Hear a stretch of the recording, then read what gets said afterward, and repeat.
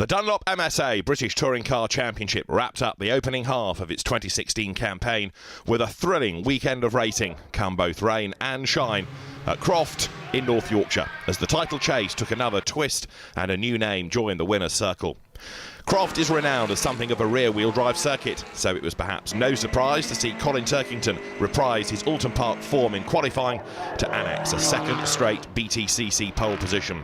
But behind the Subaru driver, Eurotech Racing's Dan Lloyd and MG's Ash Sutton caught the eye in second and third, with championship leader Sam Tordoff an impressive fifth with maximum ballast. It was rear-wheel drive against front-wheel drive at the start of race one, as Colin Turkington's Subaru and local lad Daniel Lloyd's Honda lined up on the front row of the grid. As the field sped down towards turn one for the first time, Lloyd tried to hang on around the outside, but contact with Turkington pitched the Eurotech racing car into the gravel and out of the race. In the ensuing melee and dust cloud, championship leader Sam Tordoff was forced off the road and rejoined well down the order. But up front, there were no such dramas for Subaru men Turkington and Jason Plato, who led the way. Meanwhile, Hunter Abbott's strong qualifying performance came to naught, as the PowerMax Racing Chevrolet was another early casualty following contact with Adam Morgan, bringing out the safety car at the end of the opening lap. It was only a short lull, and when the racing resumed, leader Turkington nailed the restart, as everybody sought to take advantage of the slightest error from the driver ahead. It was tight back in the midfield, with a slight shuffling of the order when Matt Jackson's Ford Focus put a wheel on the dirt at Sunny, while championship contender Morgan's weekend took an early blow when contact at the end of lap 5 put him out of the race. As the Subarus pulled away, all eyes turned to the tussle over third, with Jack Goff trying every way he knew to get past the impressive Ash Sutton, who wasn't willing to surrender his podium position without a fight.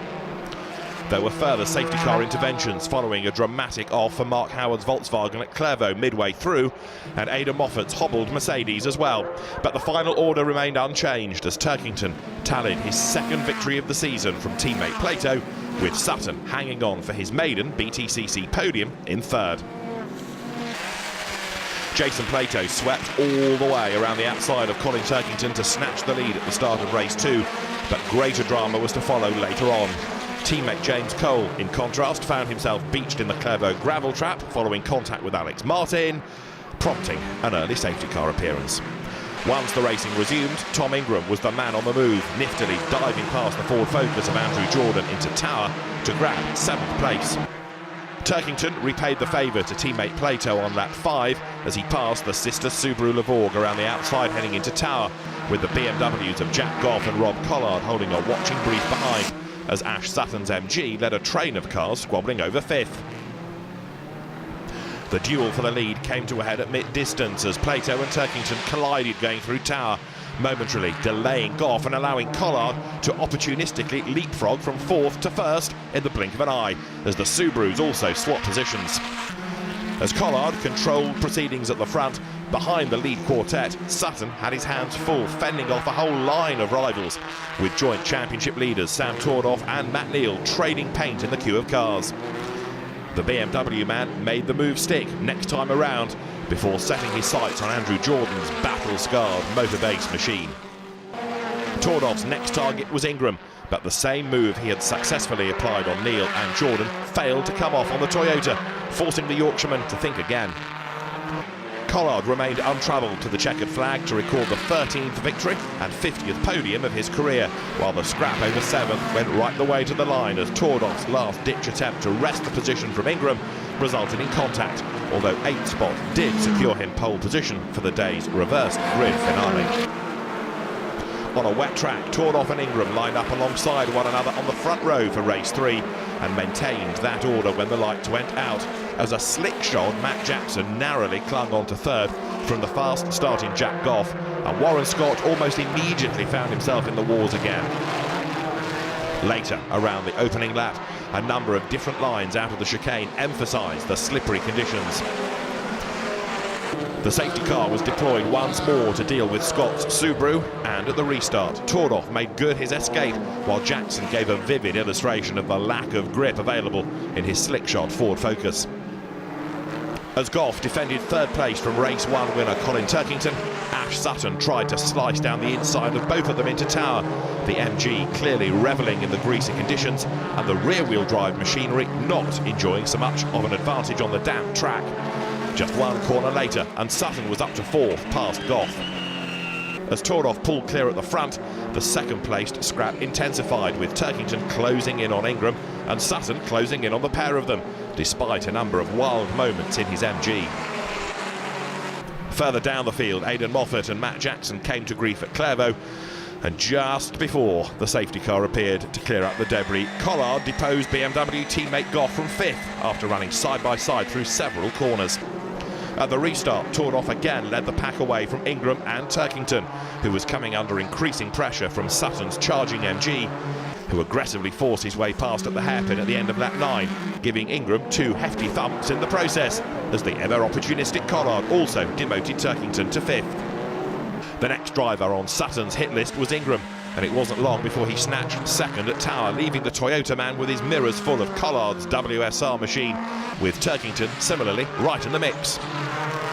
Sutton was still pushing hard as he slid out of the chicane on lap 11 in pursuit of leader Tordov, with the fight for third attracting ever more pretenders, and Josh Cook reinforcing the wet weather prowess of the MG as he got the better of Goff for seventh. A prolonged late race safety car for a collision between Jeff Smith and Hunter Abbott reduced the lead gap to nothing, and at the restart it was game on between Tordov and Sutton. The MG man immediately went on the attack, and after pulling alongside on the outside heading into Tower on the penultimate lap, he completed the move on the inside at Barcroft, leaving Tordov to focus on fending off the chasing pack. As Sutton stretched away to clinch his breakthrough BTCC victory, Tordov and Ingram consolidated second and third places, and all hell let loose behind as Collard, Turkington, Jordan and Cook all disputed fourth, with their scrap going right the way to the checkered flag. At the end of the day, the happiest man at Croft was first-time race winner Ash Sutton. Ash Sutton, when you came to Croft, did you think in your wildest dreams you'd be leaving as a first-time touring car race winner? No, I didn't. Don't get me wrong. I love the track. It's a fantastic track for me. We've had many results over the categories that we've been in. We knew we wasn't really going to favour the track being a front-wheel drive car. So to get our first podium in race one was over the moon. I was settled. I was done with that. But as soon as I saw a bit of rain coming, I was like, right, let's crack on and let's do it in race 3. Race 3 just seemed to be no fear. No, at the end of the day, the car gave me a load of confidence. I love the wet weather. I've been given a nickname for Nemo in the past. So, yeah, no, the two clicked. The team gave me a car that was on rails, literally on rails. Didn't hesitate me. I got loads of confidence. So it was just a case of making the most of the opportunity. And they presented themselves, but other people perhaps were being a bit more cautious than you. They might have been thinking points. You seem to have the attitude of nothing to lose. Well, exactly. I haven't got anything to lose. It's my first year. If we crash, we crash. But at the end of the day, I was on the limit. I'd like to say that you caught a few moments. But, yeah, no, we were on the limit, and to be travelling half a second quicker than what the leader was doing at the time was the real key thing. It was just keeping that momentum going. The safety car come out, and it was like, right, have a break, gather your thoughts, and crack on for the last 2. We saw a big sideways moment coming out of the chicane with the team on the radio saying, just calm down a bit, or leaving you to it? They left me to it, to be honest with you. So, yeah, they left me to it, and I just did what I did. Fantastic, well done. Cheers, thank you.